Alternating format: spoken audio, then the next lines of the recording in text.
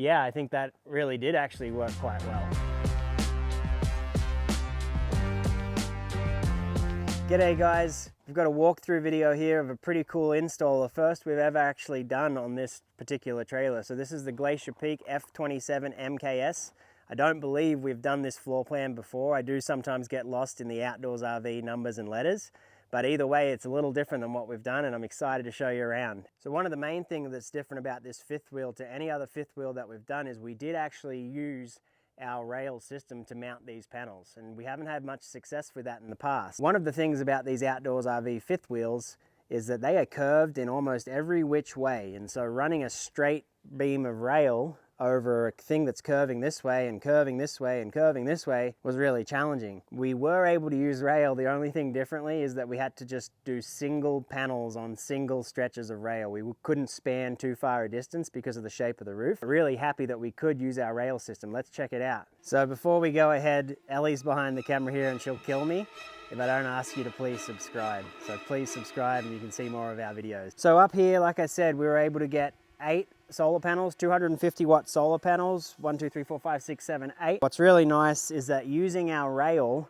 we are able to put these solar panels places where we usually wouldn't. So for example, the solar panels down these 3 solar panels down here, we've been able to move them out, no wider than the RV, no wider than the awning, but definitely getting them away from the air conditioner. And you can see it really provides a nice walking path up and down the whole roof. Plenty of room to walk around the air conditioner, walk around, check your seals, do all that kind of maintenance that you need to do. And also gives you, like I said, mostly just moving the solar panels away from roof fixtures that cause shade, because we can control shade from trees, but we cannot control shade from the roof fixtures themselves. So really happy with how this worked out. We already saw plenty of solar coming through here. Let's go downstairs and see exactly what this awesome amount of solar is doing for this customer. So with all that beautiful solar, which is getting a lot of solar today, that's obviously going to be charging these bad boys right here, these Victron 24 volt NG 200 amp hour batteries. We've got 3 of those, so for 600 amp hours, or 1200 if you think about it as a 12 volt supply. So 1200 amp hours in a nice package right here in the front storage bay of this fifth wheel. We've got an MPPT 250/70 charge controller for the roof panels, and we've also got a 150/45 for an external solar panel. And so that's kind of a nice thing too, to be able to chase the sun with an external. We've got the Serbo, obviously, the Lynx Smart BMS, the Lynx distributor, and all those goodies.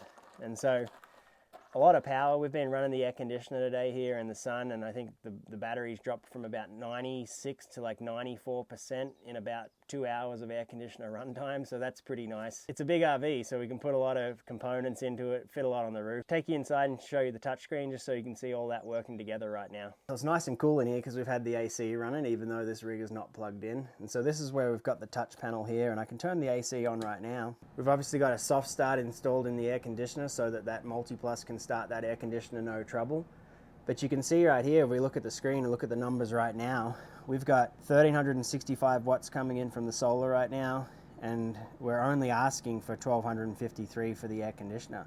So right now, you know, we're pulling in more from the solar than the air conditioner is taking to run, which is nice. You can see the batteries have bounced back up to 100 since I turned the air conditioner off. They bounced up in no time. But really nice to see these kind of numbers. We've seen about 1500, 1600 watts coming in from the solar today. Really nice to have this touch panel here next to all the controls, and another little nice touch to this install. With this storage bay, obviously this is a great little area for it. You know, we've obviously reinforced a lot of things here, built some better back walls, built a better divider wall here that obviously wasn't there before, but you know, you're still getting all of this storage space over here on the right hand side. So the customer has some equipment that he specifically wanted here, so we kept everything as far as we could over there. If you're paying attention, you've probably noticed that I went through a lot of Victron components, but what I didn't get to was the workhorse itself, the MultiPlus 2 inverter. So let's see where that's hanging out. So this here is the old compartment for the batteries. So there was a shelf here and they had, you know, up to 4 batteries sitting right here. So we were able to use this space. We changed things around a little bit. We built a floor here out of our nice hex ply.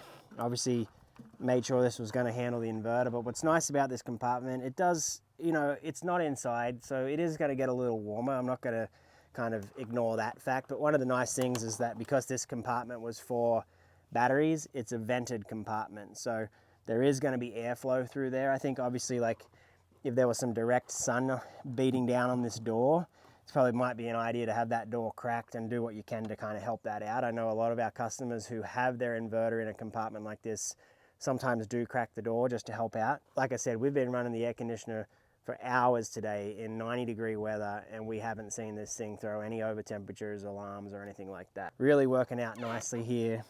This is the Multi-Plus 2. So we've got 2 legs of power coming into this because it's a 50 amp RV, and it's going to throw out 3,000 watts over those 2 legs. A lot of the times customers will ask us, well, should we do 2 inverters so we can power both legs? And I think that is kind of nice, but you've got to realize that we only have 2,000 watts on the roof. So if we're throwing 3,000 on this leg and 3,000 on this leg, and we're trying to throw 6,000 watts into the RV, I mean, we don't have the battery and we don't have the solar to kind of go with that. And so this is kind of a nice way to get enough. And like I said, it's powering everything. Just can't power everything at once, but we don't have the solar to supply that in this rig. This is my usual hangout for most of the week when I'm doing this work.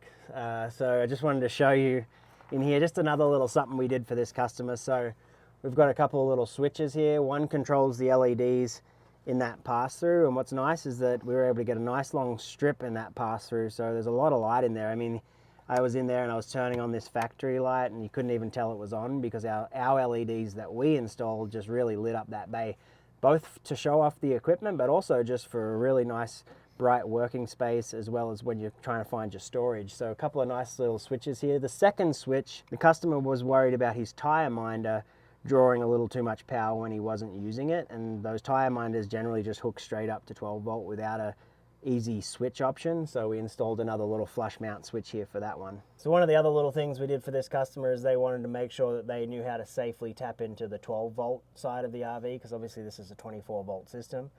So we put in a little Blue Sea system fuse block tied into some power, so that, and it's just in behind this cabinet here. I'll have to poke the camera in there and show you. Just a nice little way that they can basically add anything they want to add on later, an air compressor, maybe a fridge, or any little 12 volt item that they want to have. They've got 6 circuits there that they could add on to.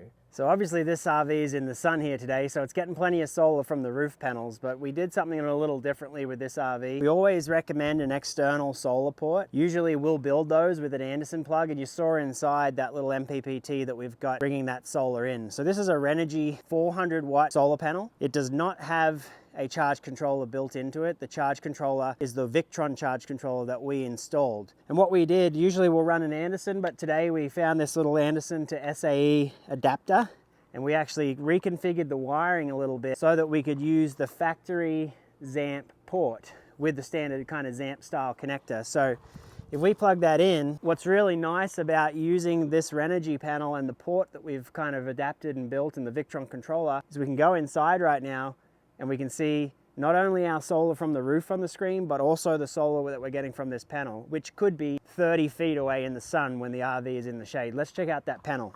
So right here on the touch panel, we're getting our overall total wattage of the solar, but if we click into the menu, we can see we've got it broken down from the external solar, which is bringing in 220 watts right now, and the roof solar, which is bringing in 1290. So you can actually see exactly what that portable solar panel is doing for you, which is really awesome. And I mean, if we were in the shade, 400 watts in the sun is a lot different than 400 watts in the shade, especially if the rig has to be in the shade.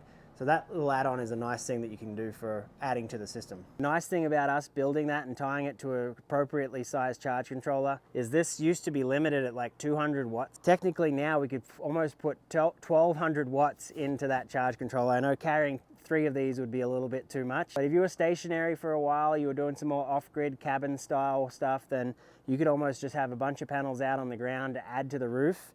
We do have customers that are carrying 2 of these with them, and they have 800 watts on the ground because they do fold up pretty nice. Well, that's it from me. Thanks for watching. This is Tom with MYT Solar. Don't forget to subscribe. Love to hear from you. How's your summer starting out? How's your RVing going? Are you using an external panel on the ground? How much are you getting from that? I'm curious about that too, and whether you like carrying that. Cheers guys, take it easy.